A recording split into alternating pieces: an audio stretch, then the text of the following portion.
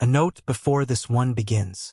If you like these old country tales told low and steady, there is an audiobook collection of mine waiting for you after this one, full of ridges, churchyards, creek bottoms, and the kinds of places respectable folks pass by without letting their eyes rest too long. Now then, there are ridges in Appalachia that keep no Sabbath anymore. The church bells still ring in the hollows below, and smoke still rises from supper chimneys at dusk. But up on certain heights people have got a habit they don't explain. They do not count the lamps after dark. Before we go farther, tell me where you're listening from. I read every one of those notes, and it still surprises me how far a quiet story can travel when it leaves one mountain and finds another. What I have of the Holloways came to me in pieces. Tax books, a half-burned church ledger, a deposition never filed, and a surveyor's notes tied in oilskin with blue thread. That is how truth often arrives in mountain country. A little from paper that should have vanished. A little from a widow who will only speak with the stove door shut. Dead Man's Ridge lay above Black Fern Gap, and the name was older than the road and older than the church below it. In the spring of 1908, the man sent up that ridge was Silas Yancey, 37 years old, a lean white mountain bookkeeper with ash-brown hair combed back from a high forehead, pale gray eyes, a trimmed mustache, and the narrow, weathered face of somebody who had spent more time squinting at ledgers in poor light than he had spent laughing. He carried one shoulder lower than the other from an old timber accident, and when he was anxious he rubbed the split knuckle on his right hand with the thumb of his left until the skin shone pink. Silas was not brave in the way story men are often brave. He did not look for darkness. He had simply been left with too much to carry and no generous way to set it down. His younger sister, Ora Boone, 29 years old, slim and tired-eyed, with chestnut hair pinned in a low knot, hazel eyes, and a heart-shaped face sharpened by grief, kept house for him after Slate Dust took her husband. Her little boy Ezra Boone, 8 years old, freckled and solemn, with sandy hair that would not lie down and an oversized sweater darned at the elbows, still coughed from winter. Medicine cost money. Coal cost money. Silas had taken extra courthouse work because family arithmetic was pressing him flat. On the 3rd day of March, County Clerk Vernon Pike, 52, stout-necked, red-cheeked, with a tobacco-yellow mustache and watery blue eyes, called Silas into the back office and laid a packet of delinquent tax notices on the desk between them. Pike smelled of ink, damp wool, and the fennel seeds he chewed against his stomach. There was one tract atop the stack he touched but did not slide forward right away. Dead Man's Ridge. Holloway family occupancy. No tithe record. No church donation. No school assessment paid in 6 years. No clean deed chain anyone could put a thumb on. Pike finally passed the packet over with 2 fingers, as if there were grease on it. They're behind, Pike said. Or they ain't, depending on whether the land exists the same way twice. You understand me. I ain't sending a deputy. Deputies announce trouble. You just copy figures, ask civil questions, and bring back names fit to write in a book. Silas glanced up. Why me? Pike gave him the kind of smile a man gives when he would rather not answer honestly. Because you count well. Because you don't drink. Because if old stories get breathed in your face, you will nod and write them down and not come back entertaining yourself with them. That should have been warning enough, but warning is always easiest to read after the page is turned. Silas took the packet home through wind that smelled of thawed mud and would smoke. I don't like that place, she said. You've never been there. Didn't say I had. She told him her husband, Eli Boone, had once hauled supplies to Black Fern Gap and refused a second trip because a man on the wagon road counted 8 glows in the upper story of the Holloway house where only 7 windows faced the slope. Eli had laughed when he told it, she said, but crossed himself afterward. Ezra asked whether 8 was bad. Silas said 8 was only a number. Ora kept looking at the tax packet as if it might answer back. He set out before daylight with the county satchel, a ruled notebook, a brass pocket watch, and an old mule named Della. The road into Black Fern Gap was little more than frozen ruts and exposed roots. The deeper he went, the narrower the country felt. Smoke lifted from cabins below the timberline, and more than one person watched him pass without offering a wave. Near noon he stopped at a feed porch for coffee, where Jonas Bell, 44, thick-bearded, broad-bellied, with a sundark face and a carpenter's scar crossing one eyebrow, asked him where he was bound. When Silas answered, the man shook his head once and kept shaking it after the motion should have ended, as if his body had continued talking after his mouth declined. If they ask you in, Jonas said, keep count with your eyes, not your feet. Silas almost smiled. Keep count of what? Jonas looked toward the ridge. That's the trouble. Folks differ. By 3 o'clock the climb steepened and the air changed. Not merely colder, narrower.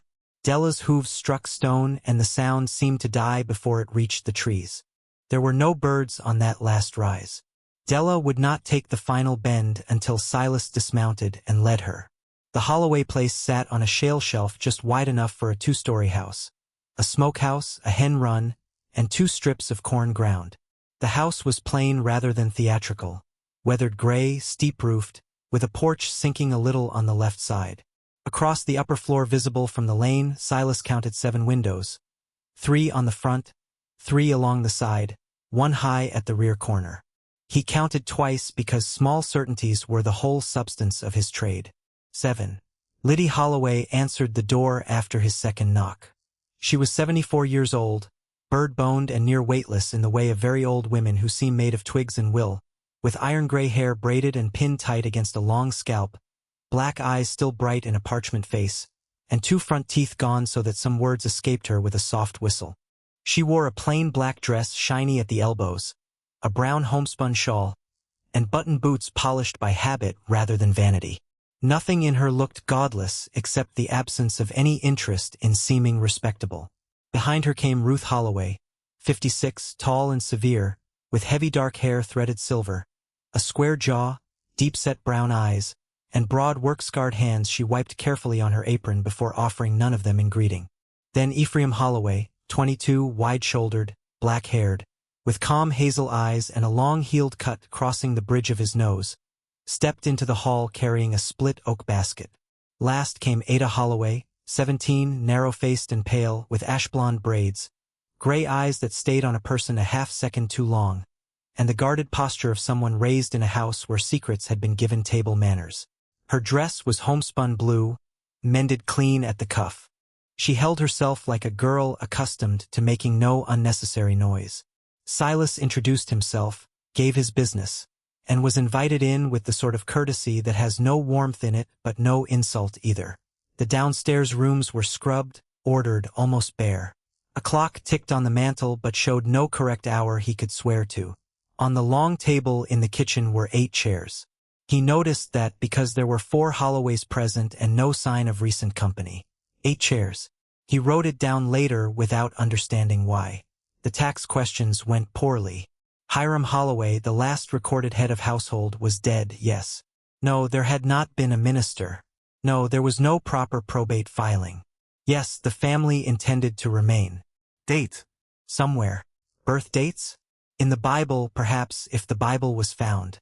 When Silas asked how many presently resided in the house, Ruth answered, enough, and Liddy gave her a look that carried old command even in a small body. Silas kept his voice patient and asked whether he might return the next day to inspect the family Bible and copy dates correctly so the county would not make a worse mess of matters than counties usually do. To that Ada spoke for the first time. Her voice was low, well-bred in the old mountain sense, careful with consonants. Come before sundown, she said. Ruth turned on her. Ephraim set the oak basket down harder than he meant to. Liddy, however, nodded once. Before sundown, the old woman said, and keep to the front path. Silas left with nothing settled except the feeling that everyone in the house was listening for a 5th thing none of them had named. Della, tied at the fence, had sweated dark under the harness, though the day was cold. She snatched at the bit and started downhill so fast he nearly lost the lead rope. Halfway back to Black Fern Gap, he turned in the saddle for one more look. The house stood against the ridge, gray and plain, 7 upper windows dark as shut eyes. That evening Ora asked what the family was like. Silas answered in practical terms only, poor, clean, uneasy, too many chairs at the table. Ora waited and then said that was not what she meant. Ezra, still on the floor with his marbles, asked whether they had 8 lamps. Silas told him no. Then he added, too honestly for comfort, "Not while I was there." On the 4th day of March he returned before noon, leaving Della below the last rise and making the final climb on foot. He counted the windows again from the yard. 3, 3, 1, 7. He made a rough exterior sketch and paced off the walls. The figures remained stubbornly ordinary, which only made him distrust them more. Ada admitted him and led him to the parlor where the family Bible already lay open. The entries were old and written in several hands. Births, deaths, marriages never read in any church record. Between 2 pages appeared one line written and crossed, then written and crossed again until the paper had thinned. Malachi Holloway, 19. No birth year, no death year. Only the age repeated beside dates that stretched over decades. "That's not entered right," he said. "No," she answered. "It ain't." He asked permission to see the upper floor to count sleeping quarters for the household assessment. Ruth refused before the sentence had properly ended. But Liddy said yes in that same thin whistling voice and rose to fetch the lamp herself, although it was broad day. That, more than the refusal, stayed with him. Broad day, curtains open. And still the old woman carried flame upstairs as if dark might gather faster there than below. The second-floor hall ran straight beneath the roof pitch. Liddy named Ruth's room, Ephraim's room, Ada's room, a sewing room, storage, and the chamber Hiram had used before he died. That made 6, and still the hall ran farther than Silas's exterior sketch allowed. Far enough for one more door at the end. Far enough for too much house. And that one? He asked. Liddy kept her face turned away. "Shut. Is it a bedroom?" "It is a room," she said. Silas stepped past her before good manners could stop him. Not rudely, simply because the arithmetic had turned louder than politeness. He laid his hand on the latch, opened the door, and looked in. The room held an iron bedstead, a washstand, a chest, and a straight-back chair beneath a west-facing window. Pale afternoon light stood on the floorboards. Nothing leaped, nothing breathed. But Silas had counted the house from outside and knew with hard inward certainty that there should not have been another room there at all. He went to the window. From outside, the western wall held only 3 openings. He had counted them twice. Yet here was a 4th rectangle of light. Down below, the valley lay exact and ordinary. A sycamore by the road, shale glinting, the shoulder of the creek. Real country through an impossible opening. Behind him Liddy said, very softly, 8 beds, 7 windows. Silas turned. "What did you say?" But the old woman had closed her mouth and would not speak again until they were downstairs. "You understand? This is the part men later try to repair with rational language. They say he miscounted. They say the roofline hid an angle. They say mountain houses grow additions like briars and a stranger with a notebook can be fooled. I want you to sit with the simpler thing." He counted. He counted outside. He counted inside. The numbers did not hold hands. Silas left with his notes copied and his nerves stretched thin. At the yard gate, Ada called after him.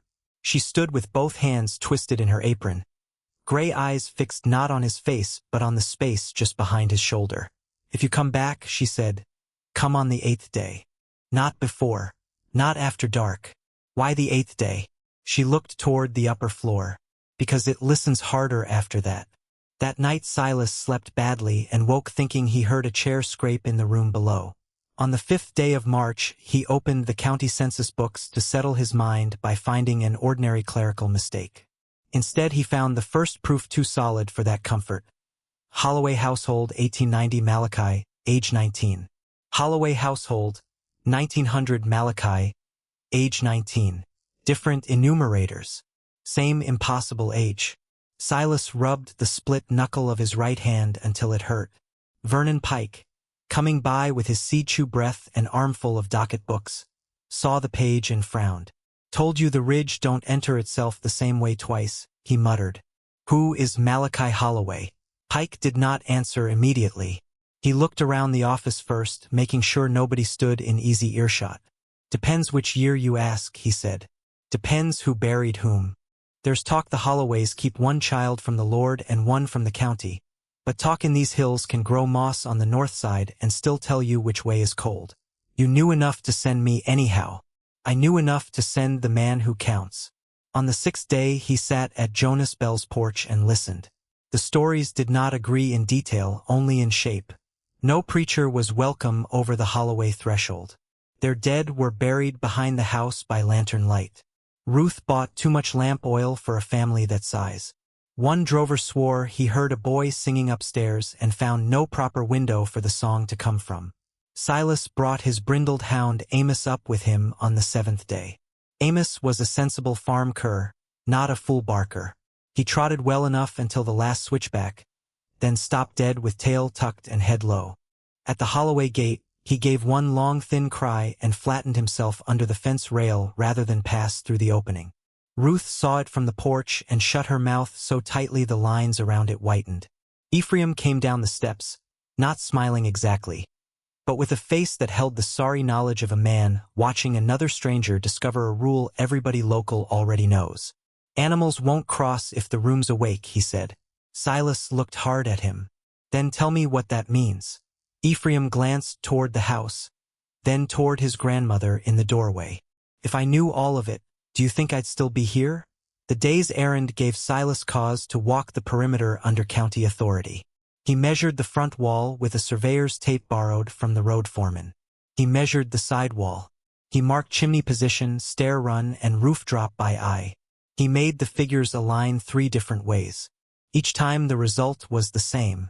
The upper hall permitted, at most, 7 chambers if built honestly and 6 if built comfortably.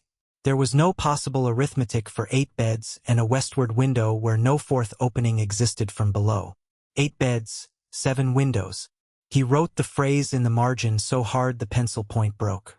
That evening Amos would not enter Silas's house until Ora came out carrying Ezra's lamp. Then the dog slipped past her legs and placed himself under the boy's chair, trembling. Ezra reached down to touch his ears and frowned the serious frown of a child, taking an animal's fear as testimony. Uncle Silas, he said, does a house know who counts it? Silas said no at once. Then he thought of Ada's warning, of Liddy's lamp at noon, of the room standing patient at the end of a hall too short to reach it, and he did not say anything after that. On the 8th day of March, snow came mean and sideways though the daffodils were already up in the lower yards. Ora wanted him to stay home. But money and curiosity have this in common. Once they get a hand in your back, they do not let go gently. Silas went. The ridge had changed. The hen yard stood open but the hens huddled not around feed, only along the lower fence facing downhill, necks stretched, as if every feathered body wanted the same direction at once. 2 milk goats tied near the shed had worn the earth into crescents with their circling. Amos would not come at all that day. Even Della, left below with Bell's people, had rolled her eyes white when the ridge came into view. Ada met Silas in the yard before he reached the porch. Her face was paler than before, her ash-blonde braids half undone from haste. You shouldn't have come after the weather turned, she said. You told me the 8th day. I told you before dark. Inside, the kitchen table had been set for 8 again. Bowls, spoons, a cup at each place. One bowl, at the far end nearest the back stair, held nothing but cold water. The surface of that water did not tremble when Ruth set down a hot kettle beside it. It should have. Small things matter. Small things are often where the world first admits it has slipped. Liddy let Silas question her in the parlor while the others worked in separate, strained silences. He asked about Malachi. She closed her black old eyes and said the name the way people say a prayer they no longer believe will be answered but have not yet stopped reciting. Some houses are built on stone, she said. Some on rot. Ours was built on wanting. That's worse than either. She would not tell more. Ruth, when asked, said only that the county had no business in family arrangements.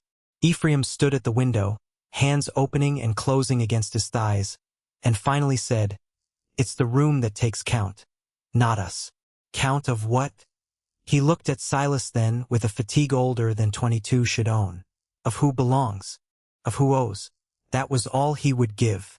Silas left before dusk, as instructed, but not before noticing one other wrongness. Snow had begun collecting on the porch rail and the fence posts and the wagon tongue leaning by the shed. It lay clean on all of it. Yet on the upper western wall, beneath the place where the non-existent fourth window ought not to have been, there was a bare dry rectangle in the whiteness, as if warmth had touched boards from the inside where no opening could be. By then he had ceased telling himself he miscounted. The only question remaining was what exact species of wrongness he had been sent to put into a ledger. On the 9th day he rode to the Methodist church below Pine Creek and found May Hensley, 68 years old, stooped and long-limbed, with iron-white hair escaping a black bonnet, clouded blue eyes, and a face of fine lines folded over old beauty. She had kept more burials than one life ought to witness, and if there was local knowledge not turned bitter, it lived in people like her. When Silas asked about the Holloways, she did not pretend surprise. She only folded her thin hands over the head of her cane and stared out past him toward whether hanging in the gap. Folks call them godless because that is easier than saying frightened, she said. Godless makes a body feel superior. Frightened makes a body honest. Silas waited. May Hensley was not a woman to be hurried into truth by younger impatience. Old Jasper Holloway came on that ridge after the war, she said. He was warned the shelf held an added place, a room in the world had not measured right. He laughed. First winter, his little boy spoke at supper to somebody behind him. Second winter, Jasper found a bed upstairs where he'd never set one and a window on the west wall where he'd never cut one. Third winter, his wife went into that room for the boy and came back alone with white at her temples. After that, the Holloways stopped taking sacrament. Not because they hated God, because they no longer trusted what invitation meant. Silas felt the skin draw tight across his back. You believe this? May gave him a tender, tired look. Belief ain't always the first duty. Observation comes before that. I know the Holloways have buried too many 19-year-olds and too few children for the numbers to suit me. I know the ridge never keeps birds. I know every 7 years somebody from that house grows quieter. And once, when I was young enough to mistake piety for armor, I stood in that yard at noon and heard breathing from an upstairs room while the whole family stood outside with me.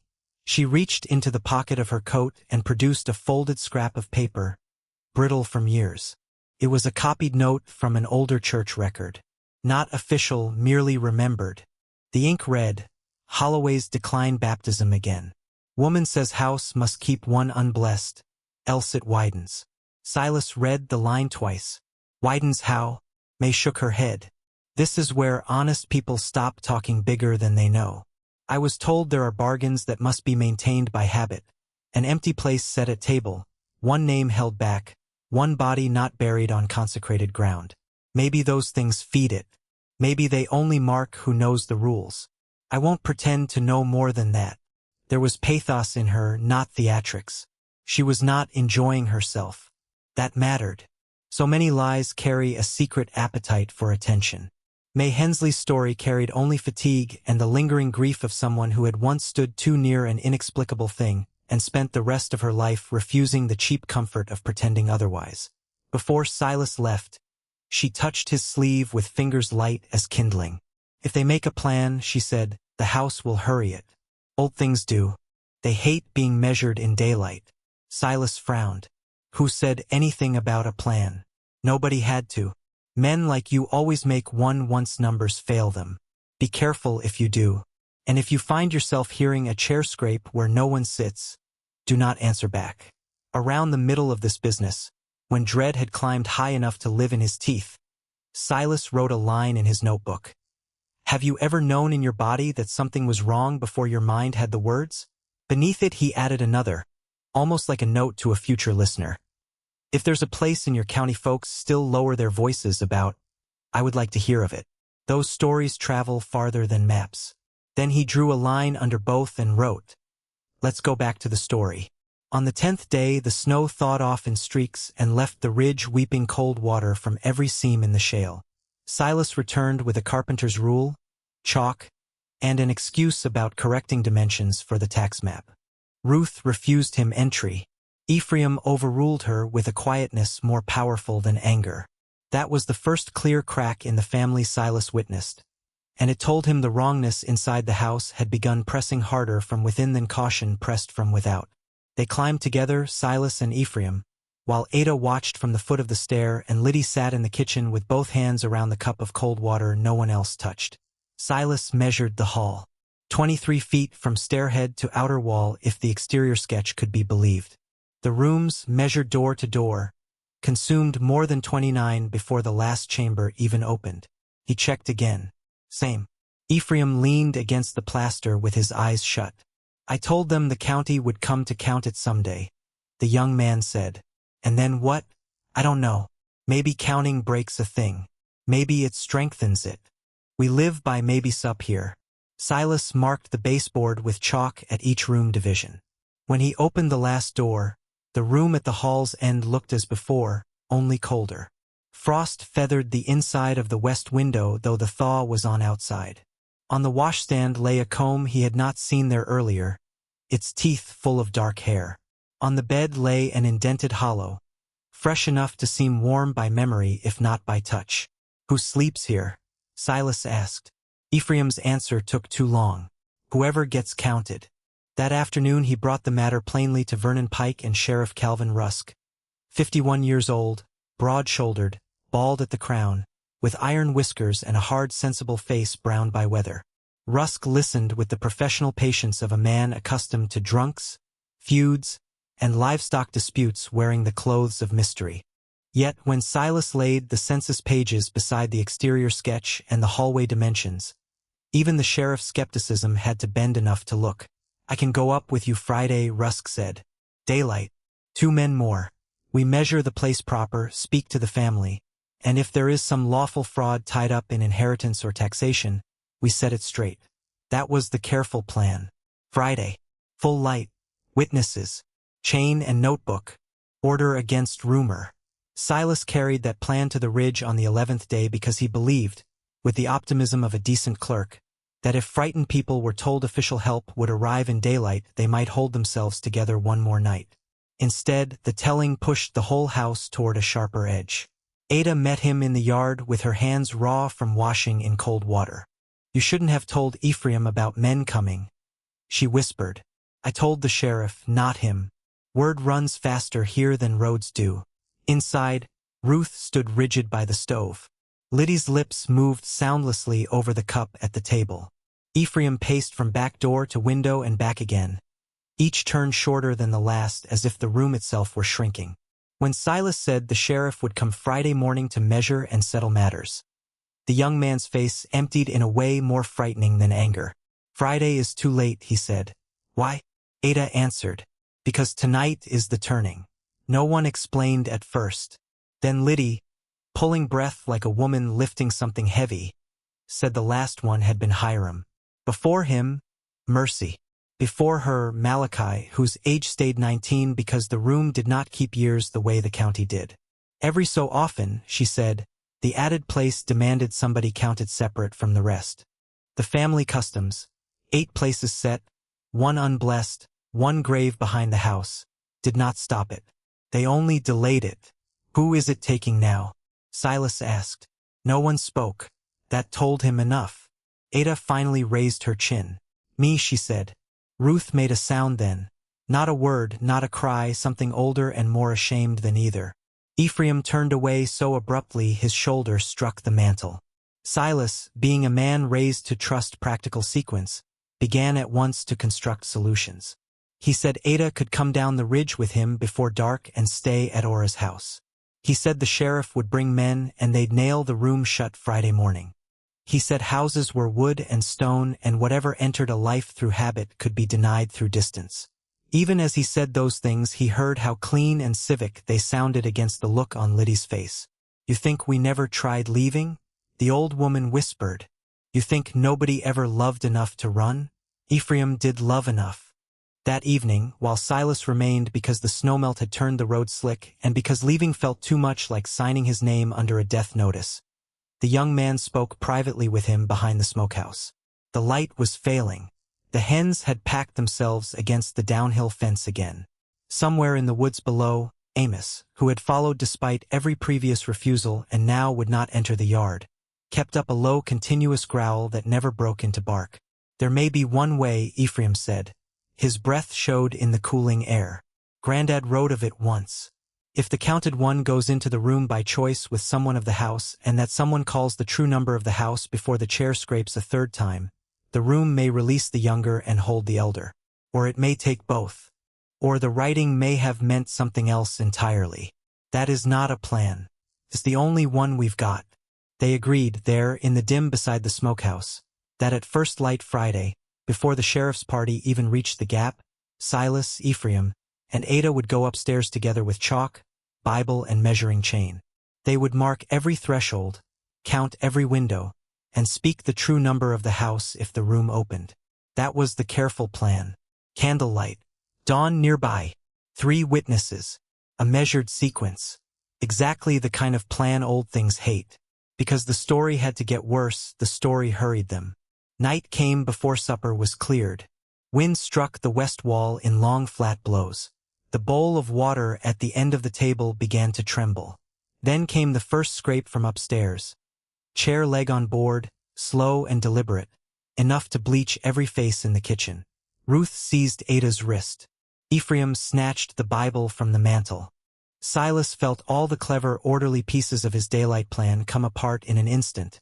Not because he abandoned them, but because the house stepped in earlier than agreed. May Hensley had warned him. Old things hurry a plan. They hate being measured in daylight. The second scrape came before anyone spoke. Short sentence now, because this is where tension changed the rhythm of his notes. They ran broken after this. Fast. Narrow. He wrote the way a man breathes climbing. Ephraim said, now. Ada said, no. Ruth said nothing at all. Liddy only bowed her head. Silas took the lamp. The flame leaned flat, though there was no draft on the stair. Amos howled outside. Every hen in the yard burst into wing noise at once. The goats slammed their tethers against the post. Down in the timber below the house, birds that had not shown themselves for days rose suddenly in a dark convulsing cloud, not toward the ridge but away from it. They went up, Silas, Ephraim, Ada despite every order to the contrary, and Liddy 2 steps behind with the sort of stubborn old strength that belongs only to women who have buried enough. Ruth remained below. Whether she could not move or would not, I do not know. Her later statement contradicts Ephraim's notes, and Ephraim's notes contradict the scorch pattern on the stair rail, but all 3 agree on one thing. The hall was longer than before. Longer. Much longer. Silas had measured 23 feet that morning. At night the hall ran away from them in lamplight, each door farther from the next than the roofline could allow. The chalk marks he had made no longer matched the thresholds. The air smelled wet and deep, like stone at the bottom of a well. 8 beds, 7 windows, Liddy whispered. It was not an explanation. It was a litany, the kind people use when they possess no remedy and still require words to hold on to. The third scrape sounded from the last room. Ada gave a small breath through her nose, the sort of breath someone gives before stepping into winter water, and moved past them. Ephraim caught her arm. She turned and, for a second, all the discipline in her broke enough for Silas to see the child beneath it. 17. Ash-blonde braids coming loose. Gray eyes bright with terror she had been taught to wear neatly. If it takes me, she said, don't let them keep setting the place. Ephraim shook his head so hard the old cut on his nose went white. We're finishing it tonight. He flung open the last door. The room was bigger than the house. I know what I am saying. Bigger. Not theatrically endless, not some cathedral of nonsense, but wider and deeper than the exterior walls could contain, with the west window standing far off beyond the bedstead as if extra feet of plank had been slipped into reality without bothering to consult the measurements below. On the chair beside the washstand sat a young man Silas had never seen and somehow recognized at once from the old Bible line and the census page. Malachi Holloway, 19 years old. Thin-faced, dark-haired, gray-eyed like Ada but older in the sadness of his mouth. Dressed in a black Sunday coat gone shiny at the cuff and trousers of a cut 20 years out of date. His skin held no corpse color. Do not cheapen the thing by imagining a ghost in the parlor trick fashion. He looked living. That was worse. Living and patient and very tired. He rested one hand on the chair back as if he had been about to rise when they entered and thought better of it. You took your time, he said. Nobody answered. When an impossible person addresses a room, even the brave must first choose between speaking and preserving the self they had before speech. Silas, because counting was all he had, stared toward the window and forced numbers through panic. 1 bed, 1 chair, 1 washstand, 1 chest, 1 window. Yet at his left shoulder he could still feel the hall behind him, and behind that hall the measured roofline, and beneath everything the certainty that the geometry was not merely wrong but actively resisting correction. Ephraim stepped in front of Ada. "You ain't taking her." Malachi's expression changed almost pityingly. "I ain't the one that takes." The floor gave a small settling groan then, and along the west wall 3 more shadows appeared where only one body stood in the room. A seated shadow, a standing shadow, a child's shadow. None attached to anyone present. Ada made a sound and clutched the Bible to her chest. Liddy began to recite family names under her breath, backwards, as if uncounting might help where counting had failed. Silas found his own voice. "What is this place?"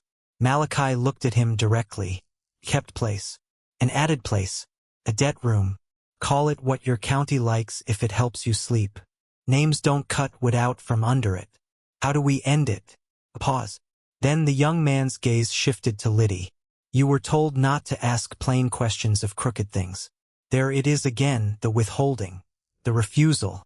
2 people later, insisted Malachi explained the full rule of the room. "The notes closest to the event say otherwise. He gave pieces. He did not give a manual. That matters. Country horrors endure because the world does not hand us a neat apparatus diagram afterward."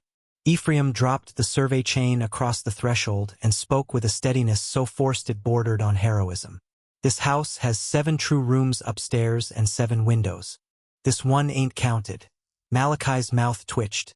"Then why'd you keep the place for me?" "Because they were afraid," Ada said suddenly. "And because fear grows customs out of people." The lamp flame bowed low. Somewhere below, Ruth screamed once and stopped. When Silas looked back, Ada had been drawn a full step into the room without seeming to move. The west window no longer showed the valley, only lampless dusk and a distant point of light that might not have belonged to earth at all. "Speak the number," Ephraim said. Silas did. He shouted it. 7. 7 true rooms. 7 windows. Nothing. Liddy, voice shredding, cried, 8 beds. 7 windows. Nothing or not nothing. Only a change in pressure so deep in the ears it felt like going underwater. Malachi stood. The chair behind him scraped once by itself. He was taller than Ephraim by a little, slighter by a little, infinitely older in some inward way no calendar could have measured. He held out one hand toward Ada, not roughly, almost courteously, and said, "It only widens when somebody lies about who belongs to it." Silas understood then what the family custom had done all those years. They had not fed the room by naming one place. They had kept it bounded. A lie admitted. A debt acknowledged. One set place to prevent a second, then a third, then the whole house from becoming addition. The custom was not solution. It was fence. That knowledge came at the same moment as disaster, which is often how knowledge arrives. Ephraim snatched the Bible from Ada and hurled it not at Malachi but at the west window. The glass did not break. It rippled, and the book vanished through as if through black water. The room lurched wider. The survey chain slid forward. Silas grabbed one end. Ephraim caught the other. Below them the house began to ring. Not with bells. With cups striking table. 8 times. Deliberate. One after another. Silas wrapped the chain around his forearm and pulled. The metal cut his sleeve and bit the flesh beneath. Ephraim braced against the jam. For one suspended second Ada moved toward them. Not backward, not fully free, but enough that hope had time to become cruel. Then Malachi said, with a weariness deeper than menace, "It won't take the one that was promised if another of the house calls himself due." Ephraim looked at Ada. Ada looked at Ephraim. In that look lay a whole childhood of shared fear, shared chores, shared listening at night when the upstairs chair moved and the elders told them wind had done it. He let go the chain with one hand. Silas shouted. "Too late. I'm of the house," Ephraim said. He stepped past the threshold. The room contracted so suddenly the lamp blew out. In darkness came the sound of a body striking furniture, Ada crying out, Liddy's cane skittering across boards, and then the violent shear of old plaster splitting. The west side of the upper hall burst outward. Silas, tangled in the chain, struck the doorframe hard enough to split his scalp and burn a pale scar from temple to jaw that he would carry for the rest of his life. When the dark settled into shapes again, Ada lay half in the hall, choking and alive, her braids loose, one stocking foot bare. Liddy knelt beside her. The last room was gone. Do you hear me? Gone. Not merely dark, not hidden, not shut. Gone. At the end of the hall remained only splintered studs, torn wallpaper, and a rectangle of night open to the storm where no eighth chamber had any honest right to have been. Yet on the floorboards of the ruined threshold stood an iron bedstead upright on all 4 feet as if set carefully in an ordinary room. Beside it, the straight-back chair rocked once and stilled. Ephraim was not there. Neither was Malachi. Ruth came up then at last, having found whatever courage grief lends too late. Her face, Silas later wrote, was the face of a woman watching every year she had endured suddenly declare its purpose. She did not scream. She sat down in the hall amidst plaster dust and held Ada's bare foot in both hands like something salvaged from a flood. The sheriff arrived before dawn, storm or no storm. Amos met the men at the lower bend and led them whining to the house, then refused the porch. Calvin Rusk found Silas bloodied in the kitchen, Ada wrapped in quilts, Ruth mute, and Liddy praying over the cup at the end of the table. Upstairs he found 7 lawful rooms and wreckage where the west wall had burst outward. He also found 2 iron bedsteads where there should have been 1, and 8 sets of bedpeg marks though only 7 rooms remained possible. That detail made its way into no public report, but it persisted in Rusk's private memorandum. 8 peg patterns, 7 rooms. He underlined the line twice. By morning the story had outrun the sheriff's wish to contain it. Men from the Gap came with ropes and curiosity. Behind the house, just beyond the ground any preacher would have claimed, they found 4 narrow graves marked only by fieldstone. One scratched with an M had no body beneath it.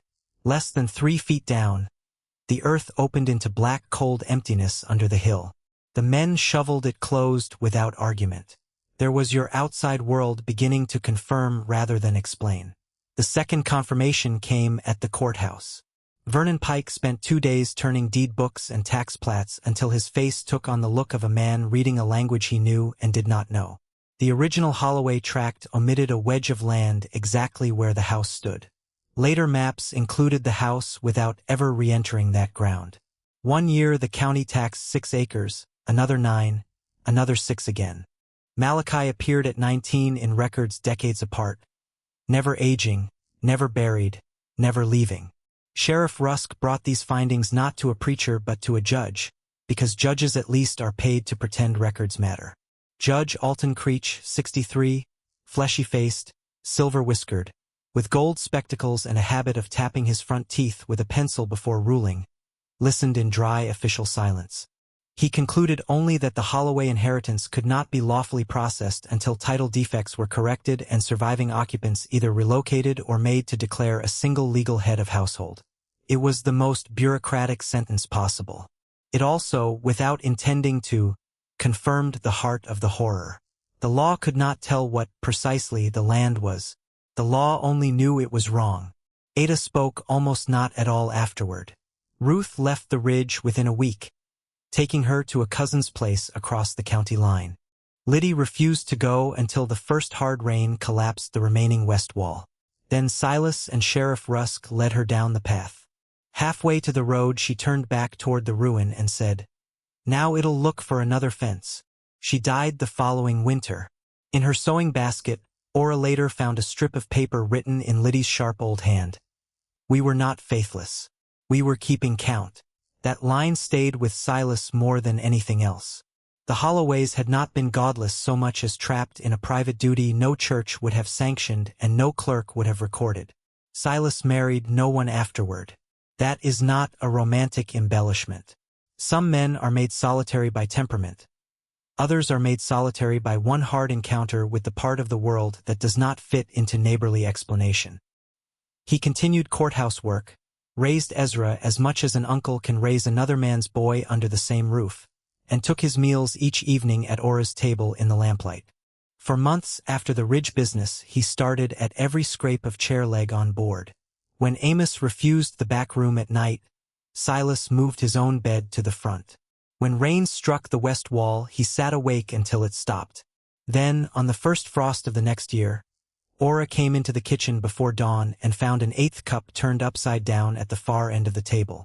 There were only 3 of them in the house. Silas removed it before breakfast and said nothing. The next first frost, it appeared again. And the next. Always before dawn. Always dry. That became his rule. Set the extra cup mouth down toward the wood grain until morning. That became his private ritual, the true emotional ending of the matter if you ask me. Not the shattered hull. Not the judge's ruling. Not even Ephraim's sacrifice, though God knows that was the wound at the center. The real end was a scarred man in an ordinary kitchen setting out 1 quiet extra cup each first frost and turning it mouth down toward the wood grain until morning. An acknowledgement. A boundary. A kindness to the living or perhaps to the lost. Maybe both. Years went by. Ezra Boone grew into a long-legged railroad clerk with his mother's hazel eyes and his dead father's stubborn mouth. He never forgot the night Amos cried under his chair after the Ridge, nor the sight of the upside-down cup each first frost. When he was 16, he asked Silas whether Ephraim Holloway had died. Silas looked out the window for so long that Ezra thought the question had gone unheard. Finally he said, "I know he was lost. Death and loss are cousins, but they ain't twins." Ada Holloway married late, if county rumor can be trusted, to a sawmill foreman in Tennessee who knew enough not to ask what had made her wake crying each year when the weather turned. She bore no children. Whether that was grief, caution, or simple chance I cannot say. Ruth Holloway outlived almost everybody's expectation and was seen once, 20 years later, standing at market before a display of lamp chimneys with the vacant concentration of a woman who had spent too much of life thinking about light. She bought none. As for the Ridge, the county let the house fall where it had burst. Nobody rebuilt. Men cut timber near it but not on it.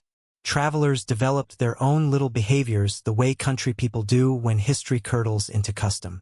Wagoners did not camp on the west side. Hunters did not whistle passing the old gate stones. Children dared one another to count the foundation piers, but nobody stayed long enough to count twice. And sometimes at dusk, somebody on the road below reported seeing a square of weak yellow light where no house stood anymore. Many such reports can be dismissed as weather, distance, whiskey, or loneliness. Not all of them. In 1931, a power company man named Ellis Vowell, 31 years old, smooth-faced and city-raised, wrote in his field book, "Observed isolated lamplight on abandoned ridge shelf. No corresponding dwelling on approach." He returned in daylight and found only foundation stones, 7 visible.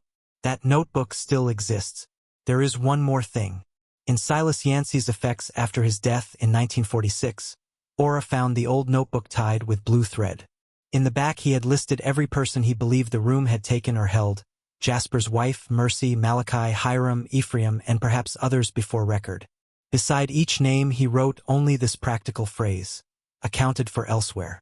If you have ever felt, in a perfectly ordinary room, that one corner was asking to be noticed too badly, then you know why stories like this persist.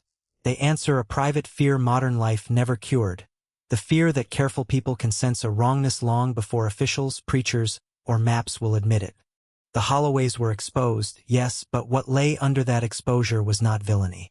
It was a family ground down into worshipping caution because caution was all that had stood between them and widening dark.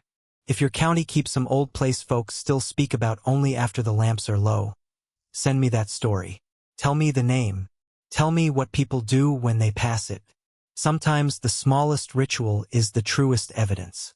And if you ever hear about a mill pond over in Tennessee where a rope dropped at noon comes back wet but never brings up water, keep that one for me too.